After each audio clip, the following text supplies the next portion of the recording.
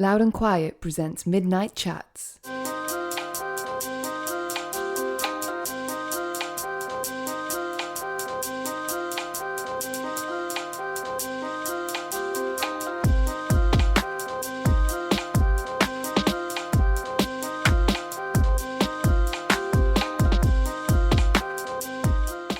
Good evening, everyone. It's midnight on a Thursday night. Once again, welcome to the interview podcast by Loud and Quiet Midnight Chats. This is number 49 of our podcast, so thank you for downloading it. Maybe it's your first time, maybe you haven't listened to the previous 48. I've got a feeling, due to tonight's guest, that might be the case. We might be picking up some new listeners. Hopefully you won't be a one-off listener. If that is you, please do check out our previous episodes. I feel like we've had some really good guests on recently, but throughout, from the beginning really. We've been very lucky with the people that have wanted to come on our podcast. So if this is your first time here, please do check it out. You can subscribe on iTunes or Stitcher or any of the Android apps. And you can also listen to all of these on loudandquiet.com as well. Loud and Quiet is our magazine that we make, a music magazine that is completely independent, and we attempt at least to cover new interesting artists from cover to cover. We also feature some more established artists, which include tonight's guest. Now, I'm not going to just pretend that this is just some other guest. This is just another one. For me, at least, it really isn't. Johnny Marr is a man who there's no other way to say it. He's a very big hero of mine, and there aren't many people that I've wanted to meet more than Johnny Marr. And we've come close a few times on a few different things at Loud and Quiet in the magazine, and a few different interview ideas we've had, and it's just not happened. So to meet him to do the podcast was a real treat for me, and I hope that I don't embarrass myself in the conversation you're about to hear. I don't think I do. I think I managed to keep a lid on my excitement. Johnny made that very easy for me. He was as nice as I'd heard. A lot of people, he's got a bit of a reputation for being a bloody good guy, actually, and he really was not a preening rock star, which he could very easily be. Just a very down to earth guy from Manchester who just also happens to have been in one of the most important indie bands of all time. So I hope you enjoy it as much as I did doing it. We've also today released our new issue of the magazine. The June issue of Loud and Quiet is in stores now, and Johnny is in the magazine as well. So if you are particularly a Johnny Marr fan, please do pick up a copy of the magazine. The cover feature is with the internet, but Johnny's in there talking about being a 16-year-old and what he remembers about being 16. You can pick up a copy of that from any of our stockists across the whole of the UK. A list of those are on loudandquiet.com. You can also order a copy if you're listening outside of the UK or you can't get to your nearest store to pick up a copy. Please do order a copy on our page there, and you can also subscribe to the magazine as well. Without further ado then, it's a complete honour of mine to say that guest number 49 on Midnight Chats by Loud and Quiet is Johnny Marr.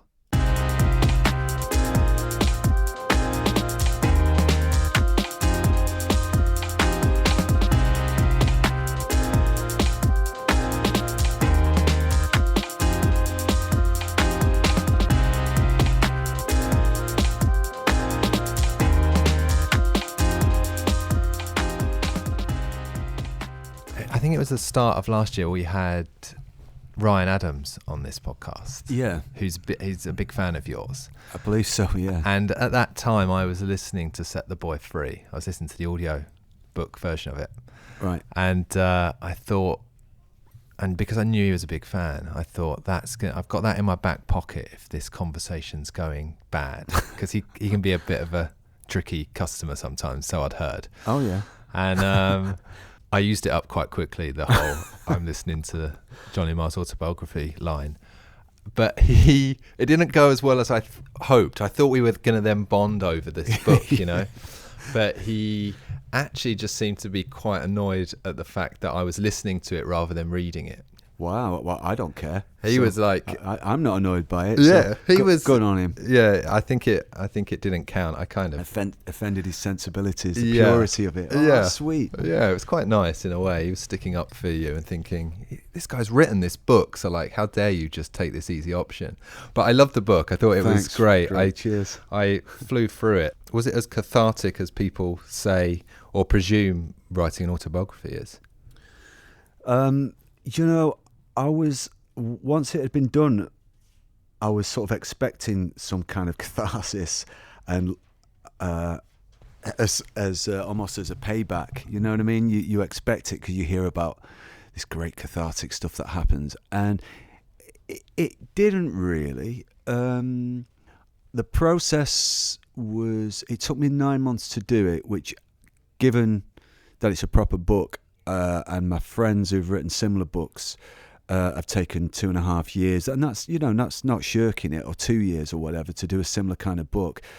I was aware when I got to 7 months in that I was really crunching it and getting really stuck in. You know, I was doing 5-6 hours a day, and sometimes inspiration would strike and I'd work really late at night. So I was pretty burnt out by the time I finished it, to be honest. 9 months to write your life story and try and do it properly is quite a sort of compressed time.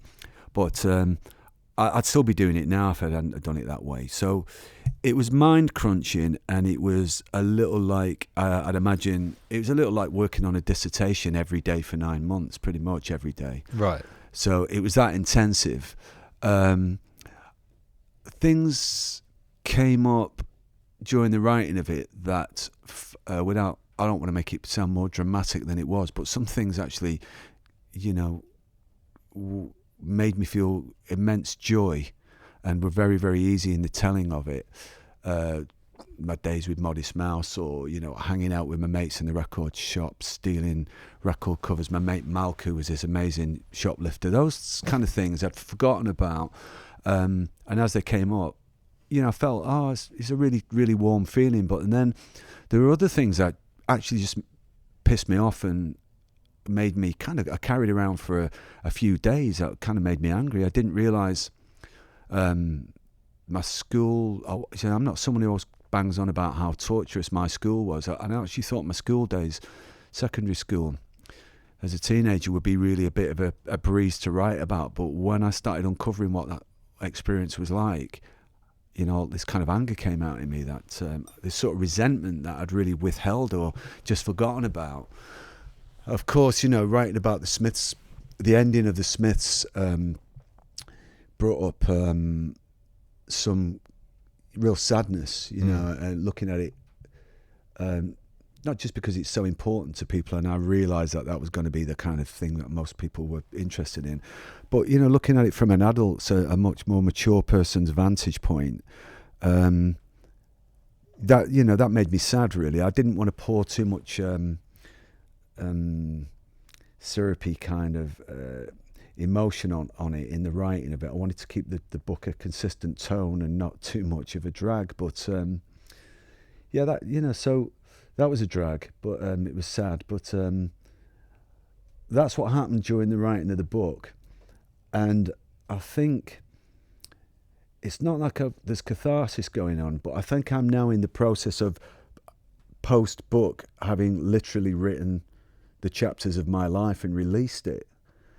I think I'm going through that now, really. And we're, right now, my new album, third solo album, Call The Comet, is coming out, and I'm starting to realise that the autobiographical songs, they're not confessional by any means, because I don't know, I find that a little much, but I think they're kind of a result of having written the book, I think. Yeah. I'm sort of in the process of this record coming out now. I'm seeing that the new album was like a blank page, really. I went into it with no preconceptions and not really a certain definite agenda, and that's been really, really good for me. I think it's been really good for the record. I think it's what's made this record, amongst other things, but it's made this record a step up from the other records, I think. I'm happy with the others, but what gives it its extra dimension is that there's a new emotional quality in it, which I think I wouldn't have done had I not written the book. That's the quicker version of that answer. Because you kind of essentially packaged up, boxed up like your life from birth until 2 years ago, kind of thing, and drawn some kind of line in the sand. But are you a nostalgic person anyway? Have you always been nostalgic? Not in the slightest. I am pathologically the opposite. I run a mile from any kind of nostalgia. I'm not surprised to hear that. I feel like not all musicians, but I think most musicians and artists can't really afford to be nostalgic. It depends what type of musician you are, I guess, but if you're always wanting to create something new. Do you know what? It's funny you should mention that, because I was thinking that pretty much the same thing only last week, in that I was about how I'm not a nostalgic person, and how I was imagining how, say, visual artists like painters, particularly David Hockney, he seems to come up quite a lot in my interviews, but I seem to cite him quite a lot. But I really admire the fact that he's in his 80s and he's still going forward, and he's still, more importantly, still doing really good work. But and I've got a couple of friends who are artists. One's a sculptor and another one's an artist, and I can't really imagine them finding much worth in looking back, other than to tell some tales at a dinner party, or we're sitting around in a bar or something, like telling the odd tale. But it actually informing your work, and in nostalgia, and actually just even informing your kind of life, I don't see any point in it. Actually, other than the retelling of a nice tale. Yeah. I suppose the problem is being Johnny Marr and having done all the things you've done, and I'm aware of the fact that I'm doing it right now. People kind of want to ask you about things that have happened, not just like you've got good tales. That's one of the great things about the book, is there's so many good kind of incidental little side notes and little stories and things. No, I understand. You know what? I understand that, really, because I'm a fan as well. So, I'm a fan of, if I would love to hear Lou Reed telling some stories I didn't know about, not just the Velvet Underground, but maybe what happened when he was doing Transformer or Berlin. I think maybe that might be the slight difference, though, in that I don't want to hear just about the Velvet Underground. I'd quite like to hear about his journey as a person. But no, I think I'm all right with that. As I've got older, I remember, occasionally when you'd read some old Motown star putting out a record in the 90s or whatever, and they'd get really tetchy with the journalists because they just want to talk about now. And you think, I don't really want to turn into that. But I think the important part, and this is where it becomes quite subjective, is you've got to make music and be doing something that is, if not as interesting, at least interesting to talk about. Yeah, sure. So you got to keep yourself not current, but just interested in things, but just be doing interesting work. Then I think, and having interesting sort of opinions and insights, and then you can balance some of that old stuff. Yeah, because you don't want to just be something a bit corny about just trotting out the old war stories. That's the other thing about writing a book. Once you've written a book, you don't have to bother your mates with these old war stories anymore. It's all in the book. So you just say, look, read it, Johnny, heard it. Do you mind if I ask you one story in the book? There was one sign anecdote that for some reason stuck with me, which is the story that you tell in it of giving this guitar that Pete Townsend had given to you to Noel Gallagher. Yeah. And he broke it. Yeah. And then but he was on tour somewhere. He was in Newcastle, yeah. I might have remembered this incorrectly, but so he's on tour. You've given him this Les Paul guitar that Pete Townsend gave to you. Yeah. He breaks it, Yeah. However, he in a does fight that. on stage. Okay, right. He's hitting Liam with it. No, he's hitting one of the audience. Okay, right. And he calls you and says, "I've broken that guitar." And then you sent him a Les Paul that you used on The Queen Is Dead. Yeah. I wrote The Queen Is Dead on it, and I Know It's Over, and a bunch of really I mean, that's a very nice thing for you to do, as opposed to just say, "Well, I know. Why have you done that to my guitar?" I guess it was quite generous. Yeah, I know. I was drinking a lot back in those days. Right. However, hang on, disclaimer: I've not ever regretted it. Okay. I've never regretted it. And Noel, with both those guitars, they're his guitars. As far as I'm concerned, I gave him those guitars. He's still got them. He's still got them, yeah. And I when I played on an Oasis song in 2000 or something, his guitar tech, who was formerly my guitar tech, handed me that guitar that I did on The Queen Is Dead to do the solo on, which was a nice little symbolic kind of gesture. The thing about it is that he loves that. He's got those guitars, and I was really happy to do that for that reason, and also. He really needed helping out back in the day. They were really skint, and he was someone I really liked. I had no idea that Oasis, who did? Yeah. No one had any idea that Oasis were going to one day play 3 nights at Wembley Stadium and be this enormous kind of phenomena. They could have just been some band who never got out of the boardwalk. I still would have gave him the guitar. Yeah. I just liked him, Sure. But, So who's sending you guitars then? Is it question. In my mind, there's because Noel Gallagher, I think, does pretty well from other guitarists' guitar. I know, Paul Weller sends him guitars. He does, yeah. But is it just Noel's kind of getting them all, or in my mind there's this kind of club of rock guitarists who trade things? Has anyone sent you one that? I've gifted quite a lot of guitars over the years, and it really means something to me. Bernard Butler has got the 12-string that I used on Strange Ways and. In '87 with the Smiths, and he really treasures that guitar because it's also a really good guitar, and I know that he does. I know that he used that, and I just wanted to do that. When I met Bernard, I really respected him, and I knew that he understood what I was doing back in the old days. It's a bit of a tradition, really. It's a kind of there's a thing amongst country musicians that if you give someone their guitar, it's like the ultimate sign of respect, Right. Okay. And I've owned quite a lot over the years, so but it's a very good question because I did notice for many a day who was giving me guitars. Yeah, where's yours coming from? Well, mine actually over the recent years I've been sort of gifted a few nice guitars, so The Edge sent me a guitar about a few years ago, just out of the blue, which is really, really, really nice. And recently, Ed O'Brien from Radiohead sent me his guitar.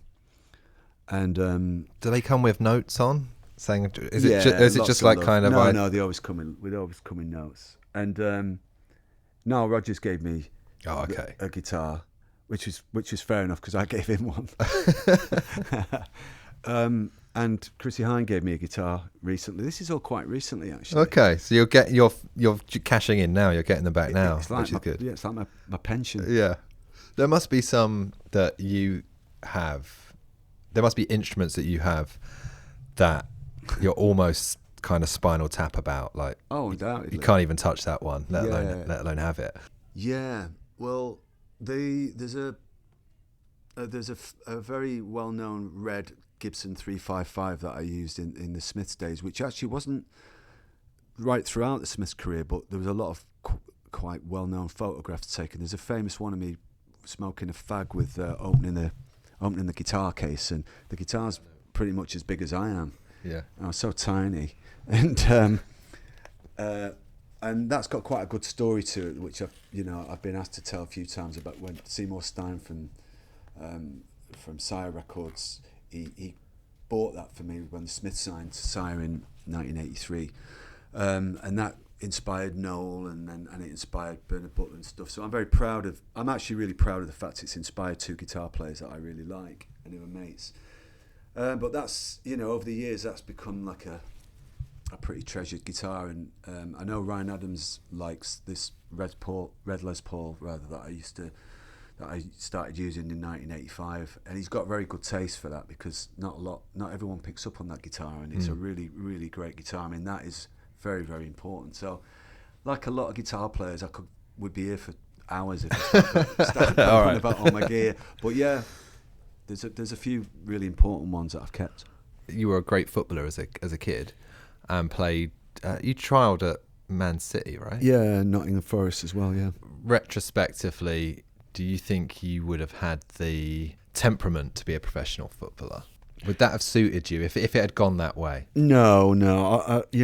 I didn't even back then, to be honest with you, because when I played for City Juniors and went for those trials, and people like my mum and dad's and stuff, I mean, I knew the jig was up, because I was like so into not just playing the guitar, but I was staying out all night, I was staying up all night.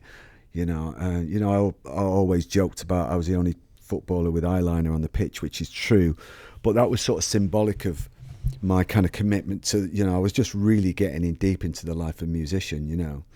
I wanted to take drugs and stay up all night writing songs.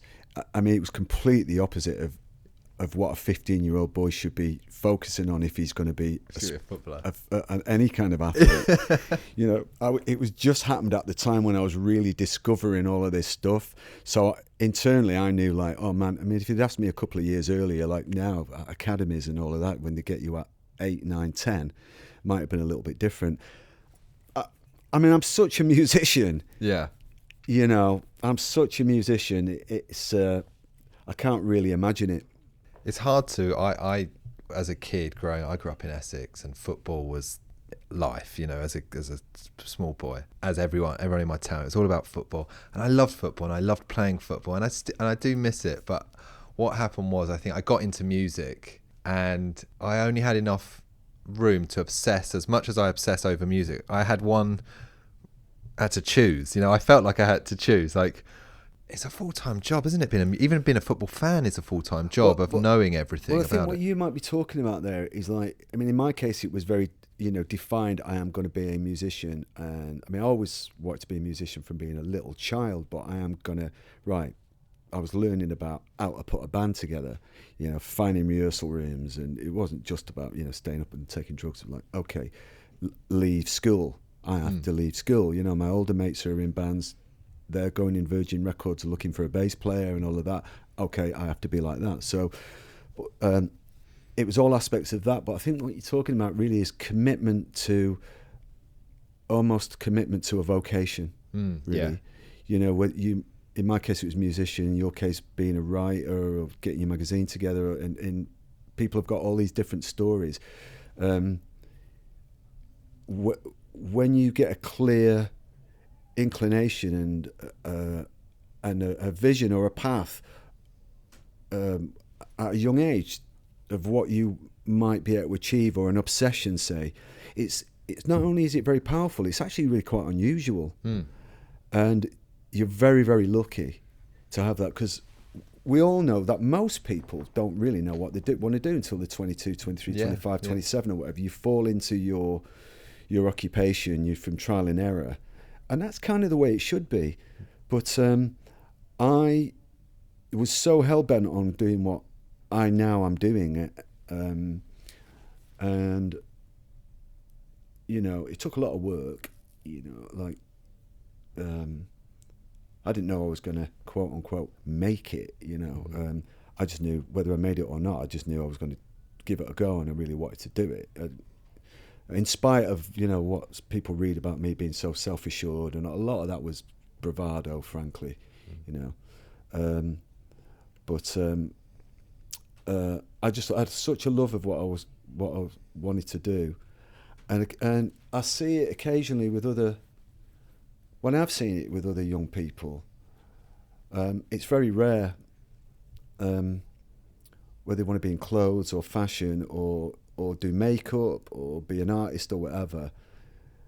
I almost think it's really bad for you if you don't honour it. Yeah. I think it's psychically bad for you and spiritually bad for you, whatever that means. I think you have to be better to be a starving writer or a starving artist than a working call centre person. Yeah. Emotionally and mentally, you just got to try and do what you love. So, so football was a good idea, but I was really I was starting to kind of like get elbowed off the pitch in more ways than one. So the new album, Call the Comet, is, I mean, it's your first since the book. I was going to ask if the book affected it a bit, but you've already said that it has. It's got a very definite, it's got a theme to it. It's not necessarily, I mean, would you call it a concept record? Or? No, I wouldn't call it a concept record, just simply because of the connotations of that phrase, really. It conjures up kind of prog rock, conjures up a cover with wizards on it and, stood on grassy knolls, but I'm pleased to say that there are a few concepts that run through quite a few of the songs, or a concept that runs through quite a few of the songs, because I say I'm pleased because I think I'm getting better as a writer, being able to execute songs with concepts, really. I mean, the concept being that because I like to just instinctively sing about the outside world more than my inner feelings and thoughts, just because I think it's kind of a good thing to write songs about. And the outside world, for the last couple of years, the one that I live in anyway, has been so affected by the political climate specifically, that I had to sing about an alternative kind of world, because I to be basic about it, I just didn't feel like those people deserved being in my head or my songs, the politicians that are around at the moment. I just had enough of them. I thought, well, I have to kind of live with the consequences of you being in power. I'm not gonna have you inhabit my record. And then that got me thinking about how I was escaping into my life as a musician and an artist, but also it'd be quite good for what I remembered that it's a good thing that rock music can be an escape for the listener too. And I don't know about anyone else, but it was almost something that I'd forgotten in a way. Yeah. Just that purely that escapism into, it doesn't have to be airy-fairy kind of nonsense, but it can be songs about sex, drugs, or rock and roll, or whatever. And it was almost a sort of act of defiance that when Brexit happened and Trump got in, etc., I was thinking, you know what, man, I'm just really going to try to avoid writing about these fuckers. I really am. That's actually quite a powerful way of dealing with it, I feel, because it's funny how maybe 10 years ago, the kind of criticism of music at that time seemed to be, no one writes political songs anymore. That's right. And today, in the last year and a half, it feels like we're kind of getting to a point where the opinion is more like, oh God, here's another political kind of song. Not because that's not needed or valid, but it kind of wears you down, doesn't it? And I think we are now kind of swinging back towards the idea of thinking like, oh, let's just have a bit of escapism. Yeah, and as you say, not give them the time, and the energy. Because it's not like we're all walking around with with our heads in the sand like ostriches. I'm not that person. I wouldn't be that irresponsible. I couldn't if I tried. Just ignore it. But it was just I just was like, no, man, I'll be damned if I'm going to have you occupy my artistic mind as well as my sort of day-to-day living experience. And same with the audience. And I also thought that I'm very, very, very fortunate to get up on the stage and sing and play the guitar and have people support that and have people's ear to do that. And that should be my job. In this day and age, that's not a walk in the park. Songs don't just, fall out of the sky, some of them do, but you know, they don't just happen. You have to apply yourself and work at writing decent songs that your audience want to hear. So, you know, it's not a doddle, but I thought that should really be enough for the audience. If I get up and do, for people, particularly for the people who are interested in what I do, if I get up there and play good guitar that they like and come up with decent songs and do good shows, that's my protest in a way. Yeah. In terms of like the lyrics, this is your third solo album. Yeah. How easy for you is it writing lyrics? I know, like, obviously playing the guitar is something that Comes really naturally. That comes yeah. naturally to you. On that, actually, do you feel that playing the guitar is a natural gift, in the sense that I'm always interested to know if, like, can people learn it to the extent... I personally think you can learn the guitar a bit, or the piano, or anything. Anyone can learn it.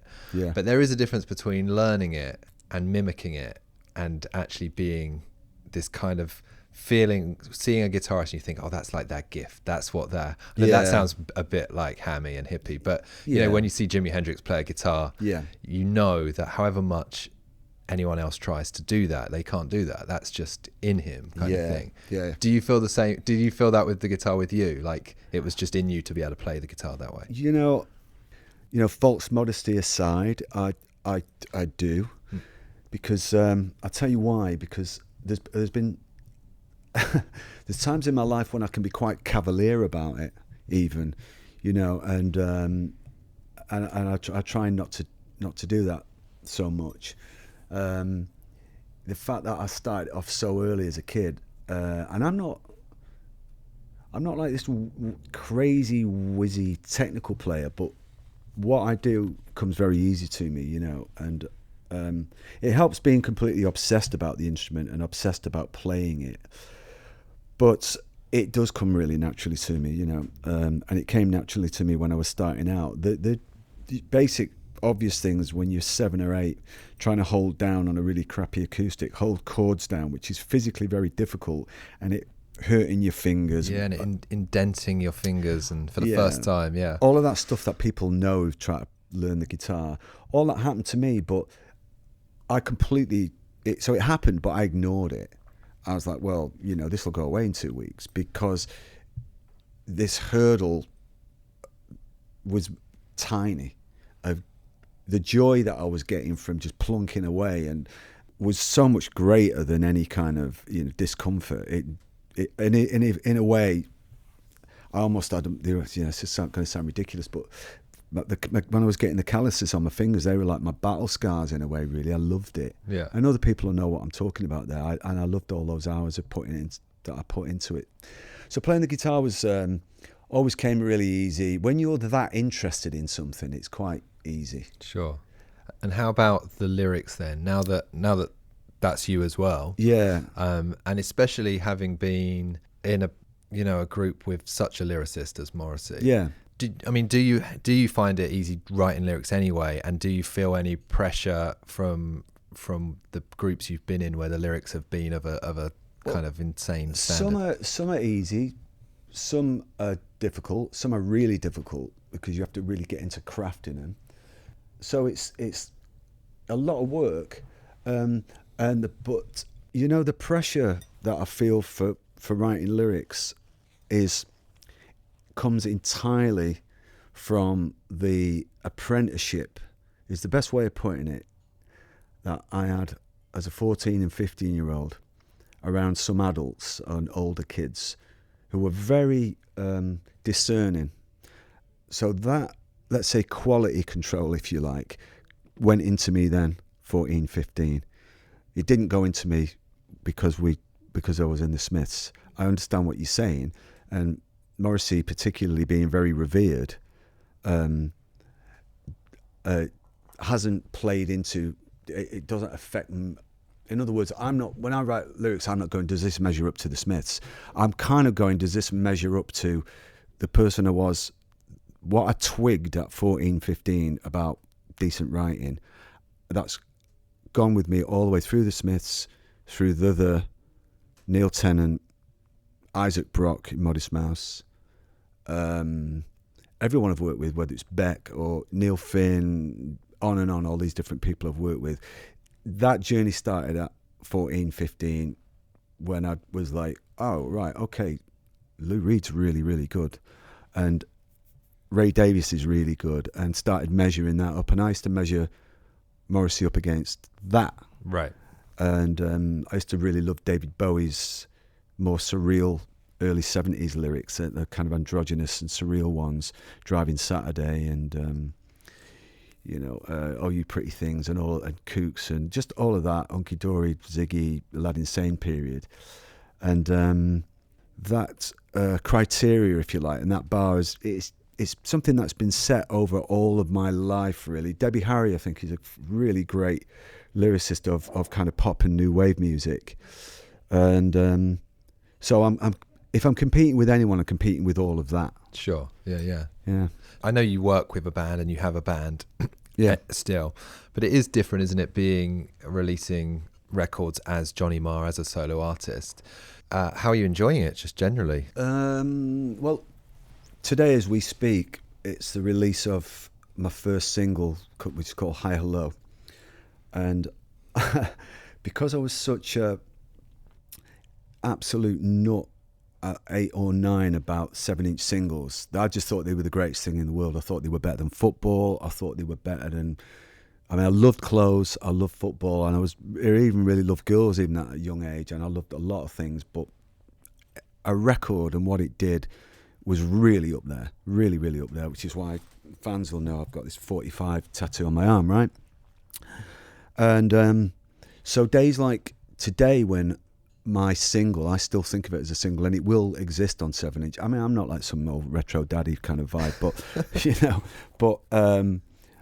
it's not a retro thing. It's more like it's the release of my lead single from the record. I can't wipe out all that 40 odd years of love and this thing that's been in my life.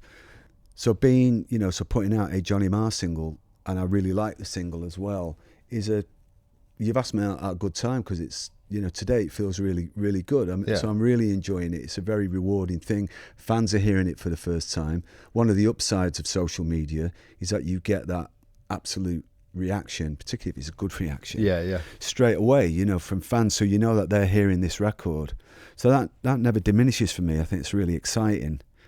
Other aspects of it, running a band is not only takes a lot of energy, it's very, very costly, and I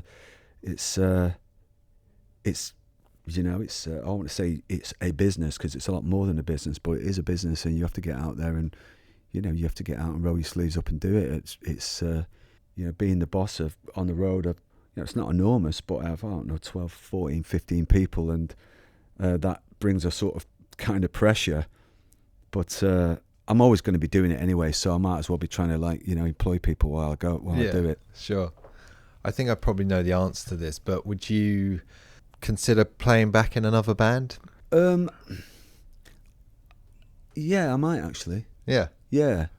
That's been I might. I mean, I love my band and I love what I'm doing, but Neil Finn recently joined Fleetwood Mac. He did, didn't he? Yeah. What's that about? That's mad, isn't it? Neil's my mate, and I was trying to imagine that conversation, and I was like, well, first off, well done Fleetwood Mac. Yeah. Because I know some people are a little like, I'm not really seeing that, but I mean, it's a no-brainer for Fleetwood Mac, because Neil's like a great singer and a great guitar player and a great writer. Yeah. So if Lindsey Buckingham's not going to go in it, you could do a lot worse than have Neil Finn in your band. Would you have taken the Fleetwood Mac gig? No, it wouldn't have suited my thing. I don't know what band I'd joined. For years now I've been saying, nah, I'm sort of done with being in other people's bands. I'm really done with it. But I was tempted to rejoin the Sure. Great, and I play very, very tempted. But both Matt and I know that he wouldn't want to get in the way of me making my own records if that's what I love at the moment. So yeah, but that was a real temptation. I always say that Modest Mouse still really tempt me to go back there. Yeah. Do they ever? Yeah, I think the doors. Do they ever? Doors kind of ajar. Yeah. For Okay. me. Right. Yeah. It's there when you need it. I remember when you joined the Cribs in 2008.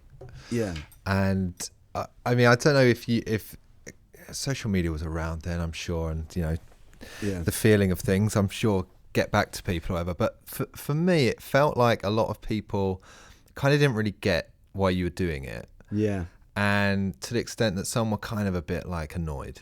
I kind of understood that. I Yeah, think I people get it too, thought like, this is Johnny Marr. Why is he doing? I don't think they could have grasped the fact that you're Johnny Marr, everything you've done, everything you've achieved, legendary guitarist, all of these things. And you're kind of going to go out on the road with the Cribs, who at that time were playing kind of, medium-sized venues, but it was back on the kind of circuit and stuff. Yeah. I suppose the thing that I think that it showed or took from it, I guess, was that you are still someone who just wants to play music, essentially. Yeah. And also, it kind of gave me this impression that you are kind of void of ego. Because a lot of people, I think the reason people were surprised was because most people wouldn't do that. They would be like, oh, I've done all that. And kind of feel like they are above being in a band like, Neil Finn joining Fleetwood Mac. That's a no-brainer. They're on a par, aren't they? Yeah. But you're a Smiths guitarist and suddenly you're playing in the Cribs. Yeah. Is it like that idea of like you being kind of egoless in that way? Does that ring true? In a way, yes. It's an interesting one, that, because one of the things about writing the book that happened as I was writing it, I didn't realise going into it, was that being able to explain my motivation for being in Modest Mouse and being in the Cribs and how it happens the book was a really good opportunity for people to understand my process there, because from the outside, why would you understand those sort of kind of things? And but one aspect of this, right, is that that people probably wouldn't get is that so in both cases with Modest Mouse and the Cribs, so I get together to do some tracks, right, which is, and in the case of the Cribs, it was Ryan said to me, let's do a record, like a single, I think he meant, a 45, and like an EP, right, Cribs and Johnny Marr. And I thought, well, that would be, I could see that, that's a good thing. Within minutes, I thought, yeah, right, a 45 would be kind of cool, right? So I, from being a kid, like to be a little bit prepared, so I never go into a kind of writing thing without anything, really, collaborating with someone else, that is. I always have to have a few riffs. That's been in me since being about 15, since I went up. Because I used to, as a kid, I got so sick of people asking me to go and jam with him, and I'd go in there and everyone was looking at each other like, what we're going to play, stoned, like just playing an E chord for 20 minutes, and I was like, this is so boring. So from even back in those days, I was like, okay, well, go do a bit of homework and have a couple of ideas when you go in there. So I had a couple of riffs when I went over to Portland to play with Modest Mouse, and then when I started with the Cribs, we were like, okay, well, we'll do this, let's see where we go with this, we'll do this EP. And I had a couple of these riffs, right? So we started playing, we set up our gear and we started playing, and these songs came out really quickly. It's like, okay, now again, from being 14, 15, this apprenticeship that I've had, I go, well, this isn't really that usual. They happen so quickly and they're really rocking. Okay, I know when chemistry's good, right? So, all right, we'll come back, and what we're going to do tomorrow, let's see what happens. So we do some more. So we just got on a roll with me in the Cribs. So after about 5 days, we had about 6, 7 instrumental, great pieces of music. So like, wow, okay, well, let's just make an album's worth. Similar kind of story happened with Modest Mouse, right? And so then what happens is you go, because we're all record freaks, and this is the bit that people who are outside of what I do particularly anyway won't get. All of us were egoless at that point, because we all go, let's make a record. We kind of, in the background, the Cribs know, oh, hang on, we're bringing Johnny Marr into our band, and I go, I'm being in the Cribs now, the outside world, but that's only a little bit of your consideration. Your altruistic, genuine musicianship just takes over and goes, this is happening, let's just carry on. So then what happens is you arrange to make a record, and all right, the outside world and the radio and journalists might be talking to you about it. So this is what happens in my mind anyway. I get really attached to the music, I obsess about it. I think, that middle eight's wrong. We need to change the key. Or hang on, I think the singing needs to. Or hang on, we should. The intro isn't right. That then takes over my life, and it's been that way from being a kid. I'm swimming in these songs that I have to finish. I don't care what it looks like on Jules Holland or what. I just don't care about that. Right. So I'm like, this work has to reach fruition. So I make a record, and then what's happened, by the time you make a record, you've been playing together for a few months, you go out to LA or Portland or whatever, you go through intense pressure, it's not right, we have to recut that, the drummer's broken his arm. You go through this real bonding that if you were to bail, it would just be weird. Yeah. Because you've it's like being in the army or something, or on the rigs, you've become this. It's actually the opposite of what people think. It's the opposite of flitting around. You become really loyal friends. Yeah. So if I was to turn around to Modest Mouse and say, this thing we've slaved over for a year and that we've really crunched down and all that, well, bye, I'm off now. I've just realised I'm Johnny Marr from the Smiths. Yeah, I'm above this or whatever. It would just be rude, and it also, all the people we've mentioned, I really respect. I really respect them. And just to, complete the picture, in the case of the Cribs, for instance, I really respected them as a modern, what I call a street band. In the before I even knew them, I regarded them as being in the lineage of Buzzcocks, British bands, X-Ray Specs, Smiths. I know Smiths have gone on to have a massive legacy, but good street punk rock band, and I know how to do that.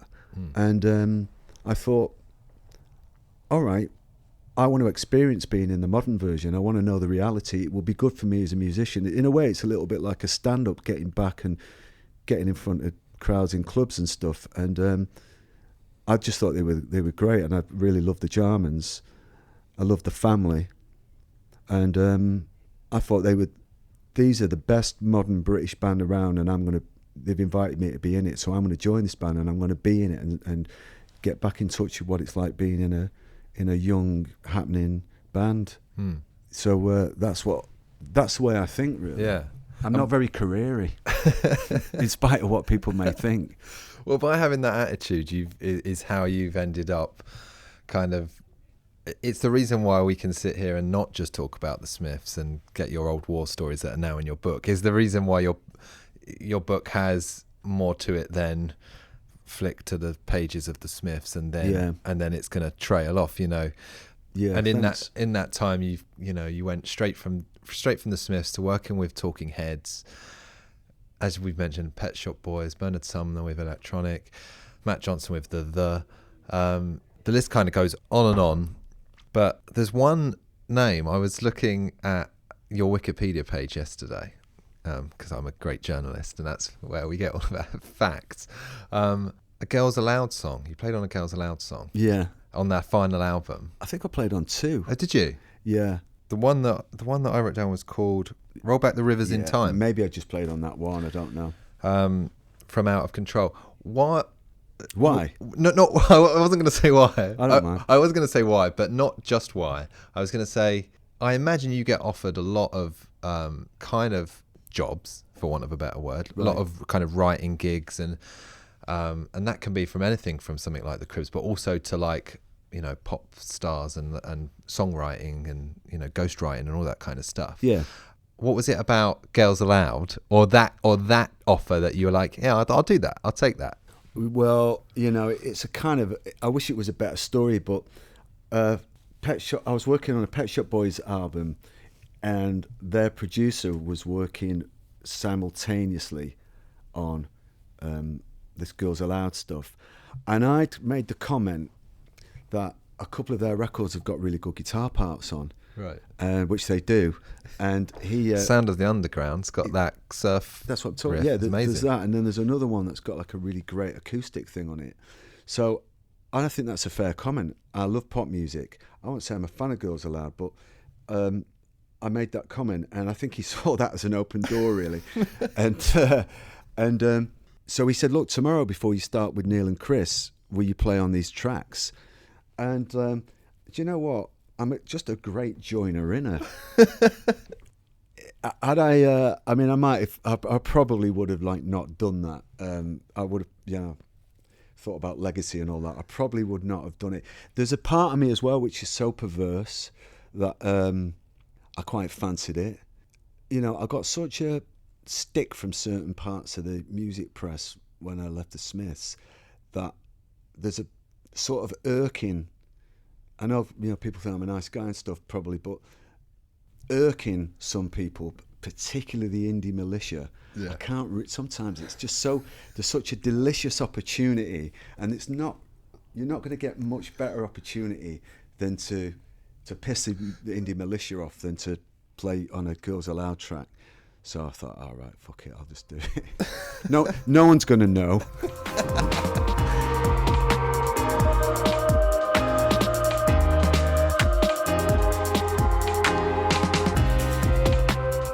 Midnight Chats is a Loud and Quiet podcast. Music courtesy of Gold Panda.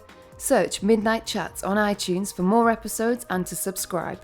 For more information, visit loudandquiet.com.